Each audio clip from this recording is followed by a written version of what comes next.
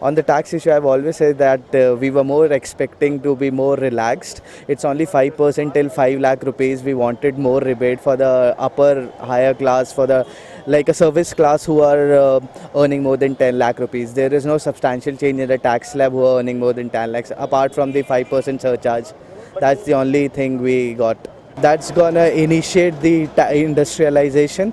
That's gonna the economy will pick up, the industrialization will pick up. I think it was the necessary step to take after the demonetization. Apart from that, हाँ, एक छोटा मोटा major छोटा change किया है, जो 5-10% tax लगता था उसे 5% कर दिया है। बाकी अगर इनडायरेक्ट टैक्स की बात करें उसमें उन्होंने ही बोला है कोई ज़्यादा चेंजेस करे नहीं है, जो हम एक्सपेक्ट कर रहे थे कि क्योंकि अभी डीमोनेटाइजेशन के बाद इकनॉमी भी काफ़ी लो हो गई थी, तो उन्हें कुछ ऐसे मेजर स्टेप्स लेने चाहिए थे सर्विस टैक्स को लेके, वैट को लेके, क्योंकि अभी जीएसटी को आने में भी टाइम है। तो till GST is not coming into the scene, तब तक के लिए कुछ ऐसे उन्हें मेजर्स लाने चाहिए थे जो हमारी इकनॉमी को भी थोड़ा डेवलप करते। अपार्ट फ्रॉम दैट काफ़ी अच्छा बजट है। लास्ट टाइम जो उन्होंने एलोकेशंस की थी कॉर्पस फंड को लेके, और एक मेजर जो उन्होंने स्टेप लिया है क्रिस्टलाइजेशन को लेके, लाइक पॉलिटिकल पार्टीज़ का पहले कोई सीन ही नहीं पता होता था, उन्हें कोई भी डोनेशंस दे रहा है।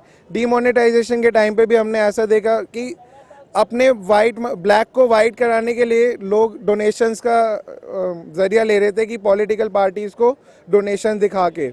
सो इस चीज़ को लेके काफ़ी अच्छा किया। Now they won't be taking donations in rupees exceeding 2000 in cash. In other means they can take, but एक कैश को हटा के, क्योंकि कैश एक ऐसा चीज़ है काफ़ी उसमें छेड़खानी कर सकते हैं, तो वो काफ़ी अच्छा स्टेप है। अभी फार्मर की जो इनकम है एग्रीकल्चर ग्रोथ को 4.1% दिखा रखे हैं कि इंक्रीज़ हुआ है, और कहा है कि 5 साल के अंदर फार्मर की इनकम जो है दुगनी हो जाएगी, 1 करोड़ नए घर बनाए जाएंगे। तो जो प्रधानमंत्री जी के बड़े ख्वाब हैं affordable house for everybody by 2022, उसको बहुत बड़े पैमाने पर लिफ्ट दिया जा रहा है। जहाँ तक डिफेंस का ताल्लुक है, डिफेंस में 2,74,000 या 2,75,000 करोड़ दिए हैं, जो केवल 5.8% वृद्धि है।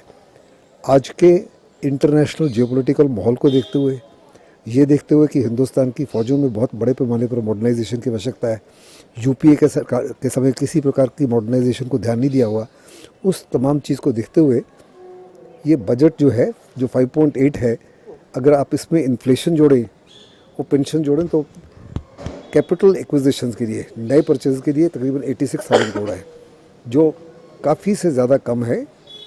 ये देखते हुए कि हिंदुस्तान को दो तरफा खतरा हो रहा है, चाइना की तरफ से खतरा हो रहा है, पाकिस्तान की तरफ से खतरा हो रहा है। आप नई तोपें लाना चाहते हैं, नई सबमरीन लाना चाहते हैं, नए हेलीकॉप्टर लाना चाहते हैं, नए राफेल जहाज़ लाना चाहते हैं, तेजस बनाना चाहते हैं। ये तमाम चीज़ों को निगाह में रखते हुए ये जो डिफेंस बजट में वृद्धि है वो उतनी नहीं है।